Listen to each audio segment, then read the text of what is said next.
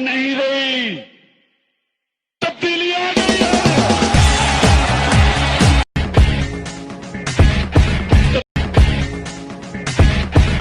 मुल्क भर की तरह गुजरात और आज़ाद कश्मीर में भी पेट्रोल गायब, आवाम जलीलो ख्वार हो गए। दुकानों और एजेंसियों पर पेट्रोल महंगे दामों फरोख्त हो रहा है। इंतजामिया बेबस। चोर जब एक घर में चोरी करता है तो मुद्दई की शिकायत पर चोर के खिलाफ FIR दर्ज की जाती है, पुलिस हरकत में आ जाती है, चोर को गिरफ्तार किया जाता है, इससे चोरी का सामान बरामद करके मुतासरा शख्स के हवाले किया जाता है। लेकिन गुज़श्ता कई रोज से पाकिस्तान समेत आज़ाद कश्मीर में पेट्रोल पंप माफिया कौमी हुकूक पर सरेआम डाका डाल रही, लूट मार का बाजार गर्म कर रखा है। पेट्रोल पंप मालकान सस्ता पेट्रोल तेल की मालकान और दुकानदारों के जरिए महंगा फरोख्त करवा रही है। अब तक की रिपोर्ट के मुताबिक आम दुकानों पर पेट्रोल 150 रुपए से 250 रुपए फी लीटर फरोख्त हो रहा है। आखिर ये दुकानदार ये पेट्रोल कहां से लाकर फरोख्त कर रहे हैं? पेट्रोल पंप मालकान को आम दुकानदारों को गैर कानूनी तेल फरोख्त करने की इजाजत कैसे दे रखी है कि आम दुकानदार भी सरे आम दीदा दलेरी से कानूनी पेट्रोल की फरोख्त जारी रखे हुए है। लगता है हुकूमत और इन तमाम मामलात से बेखबर लम्बी तान कर सोई हुई फैसला अवाम का है। इसमें हुकूमत और अवाम इंतजामिया का कसूर है, पेट्रोल पंप मालकान का।